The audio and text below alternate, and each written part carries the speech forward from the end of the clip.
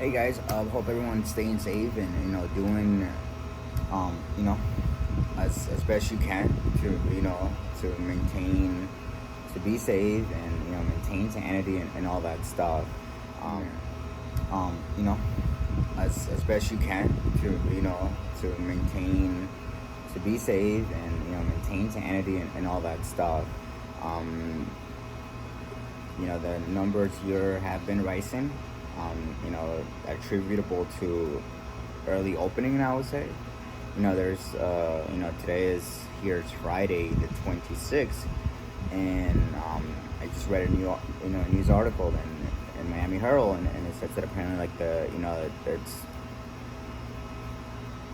we're likely hitting about close to 9,000 new cases just today, and it's not good. It's not good, and just yesterday we had over 2,000 deaths. I think it was close to 2,500. Though the numbers had been smaller as far as death numbers, that we're hitting 200, 300 on a day on a daily.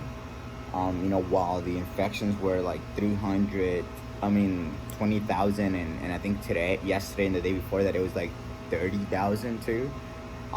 So a high infection rate, and it's been said that it's been basically among the younger population, so between 20, 30, and even 40. The age group of the people that's been infected, and those new cases of infection, I would say like there's also a reason why you haven't seen that number go up as far as the death number. But I think it's if you look at that, it's just a matter of time for that number to actually start rising, and I mean that death number, because in all likelihood those people will probably visit their parents, visit their grandparents, and that's gonna have some ugly nasty numbers go up, and we definitely don't want that.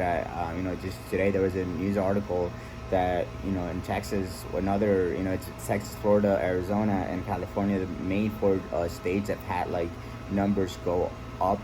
We're talking about in the thousands, and just today Texas came out. There was an article from Texas that they had apparently mandated a bars to close in the whole state, and even here in Florida there was just a news update that that the state is closing alcohol sales inside, so like no bars allowed to sell alcohol now.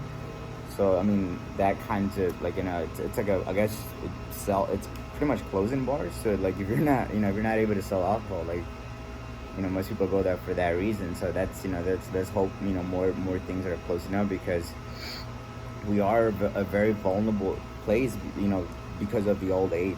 The many older population, older people that come to the state to retire.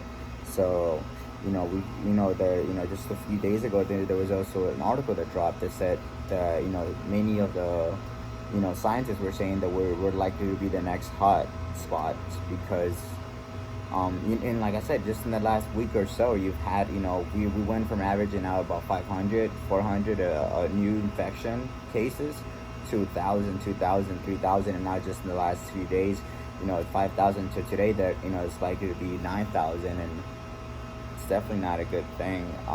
And like I said, let's hope. It's not good leadership. There's not really much to hope in there, but we hope mayors in local cities like Broward, Miami-Dade, and so forth, and Palm Beach, that also just 2 days ago they dropped a mandate to have people that the people had it was a law now that people have to be, if they were outside or in any place, they had to be wearing a mask. And some really stupid fucking people just went out and protested that, because apparently like them dying, it's like completely understandable if you don't care about your life, but when you're putting other people in danger, that's an issue. And that's what happens when you're not wearing a mask. You're not you're putting older people at risk. And that's why, there's been a video from an older guy in Orlando that he was trying to go into, I think it was a Walmart, and they weren't letting him, so he was just basically shoving himself in, pushing the people into to go into that Walmart. And but there's nuts everywhere, and that's just to be expected. But it's war numbers are going up exponentially.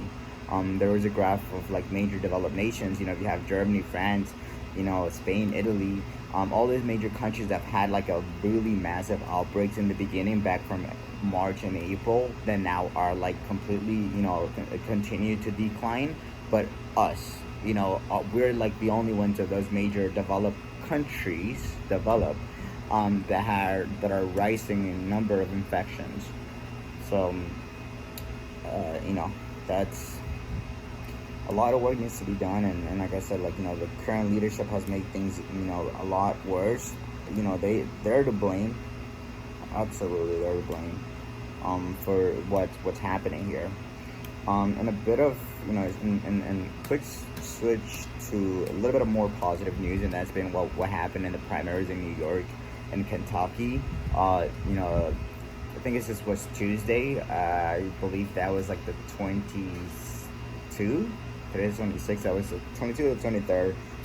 There was some really positive results. You know, we have a couple of progressive, you know, DSA endorsed candidates that won there. You know, Bauman, I'm probably butchering his name.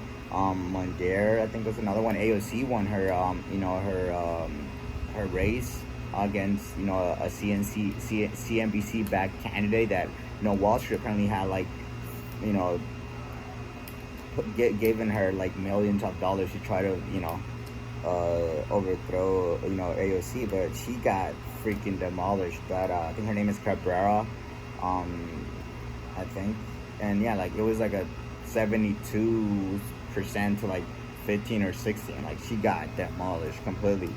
So that, and then there's also, I think, Charles Booker from, you know, Kentucky. That race still hasn't been called because, you know, a lot of them haven't been called because there's a lot of ballots, you know, that have to be counted, and apparently in some states, I think like, you know, Kentucky, they count those ballots like a week after, so we have to wait all the way till the 30th of June to see the results in that.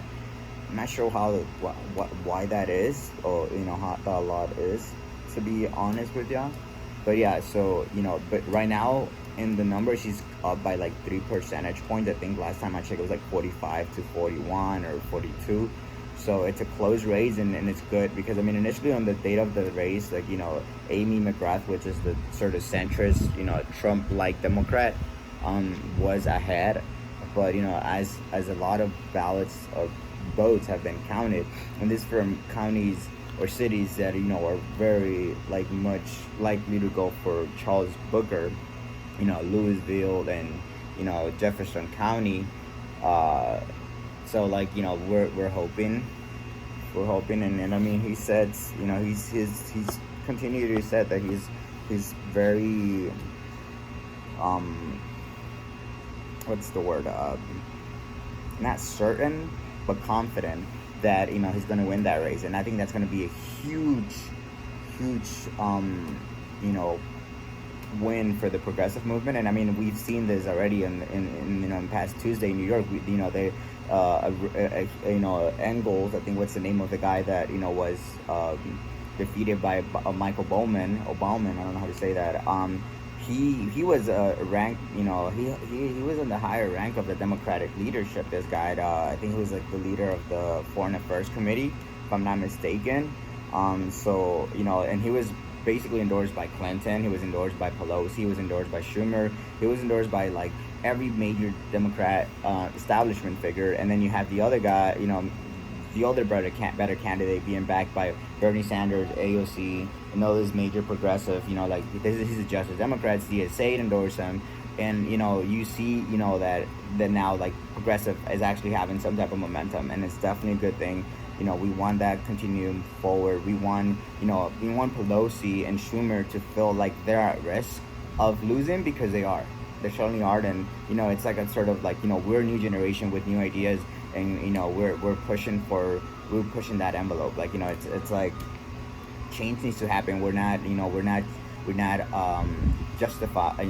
satisfied, is the word, with the way things have been run, with the way the leadership have been you know, conducted, and how, like, you know, they've, you know, how they've been, the kind of opposition they've given to Trump. It's been very fecal and weak, and we need some true progressive there. And I think, you know, with those wings, you know, we need, you know, I feel like the House being packed with more progressive, it's 100% what we need moving forward. Because we know that Joe Biden, it's not like, we need to put as much pressure on him, because we know he's not a good candidate. I mean, like, the polls have him like beating Trump by a huge number. I think like the latest ones I saw, it was like 12 or 14% up in the general polls.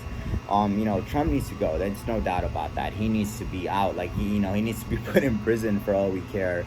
But we also need to, come to the fact that the candidate we have in the Democratic side is also an awful, awful candidate. So, those are, it's like right now, I guess it's like, Romanov, against Hickenlooper is another one to watch. There's Jen here and Jen Perlman, going against Debbie Waltz, Debbie Walterman. I don't know how to fucking say her last name. That was going to be another interesting race. I think that one's going to be in August 14 or 13. I'm not too sure. I'll look that up. But yes, a lot of things are happening, and like I said, Corona has completely, the coronavirus has pretty much shifted. It completely changed the way politics is being done, the way elections are being run. And it's good to keep an eye on what's happening. I mean, what we've seen in Kentucky and Louisville, there was videos of people literally, being in line there for 6-8 hours, and when the people were knocking at the door at polls to be let open, because they were in lines from like hours way before it was supposed to close, because they had closed a bunch of different locations. And this is like, this is another exhibit of like how undemocratic our country and our nation is, and how this needs to be at the forefront of whatever new the new leadership that's to come from the Democrat side. The first thing needs to be expanding voters, kind of going against voter suppression, and we need, that needs to be a main aim and one of the main targets, because we know that the more people vote, the better it is for democracy, and the better it is for progressives too. A lot of the times that brings it light to a lot of issues that a lot of the times people agree on. And I mean, you saw that in in every primary after primary, that people were voting for having a Medicare for all, the increase the minimum wage and all this stuff, where we're being voted overwhelmingly by the people that were voting, but not the candidate that was supporting, which was supporting those policies, those policies that was Bernie Sanders, and instead they were voting for Biden. So I think there needs to be when we increase that, there is also educating the population and who is the candidate, who is the better candidate to bring that change about. And yeah, I mean, like it's the protest is also another thing that's still continuing to push the envelope, and there's been some horrible scenes, and I think a lot of people are coming to the realization that the police are not there to protect a huge portion, a huge segment of the population, and how overwhelmingly they tend to ignite fire instead of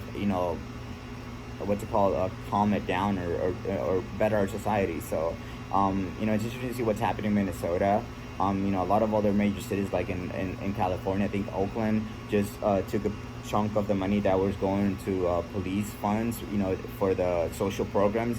That's major wins that need to be happening in major cities all across the nation. I think that's where we need to go. Divest investment into social programs, into communities, and you will see how real, how all those issues that apparently have the police to deal with, but they really don't do shit about it. So we'll see. We'll see what comes out in the next week, and I'll keep you guys posted. But for now, I just want to do a quick video and post what the updates are as of June 26, 2020. What has happened. Stay safe, yeah.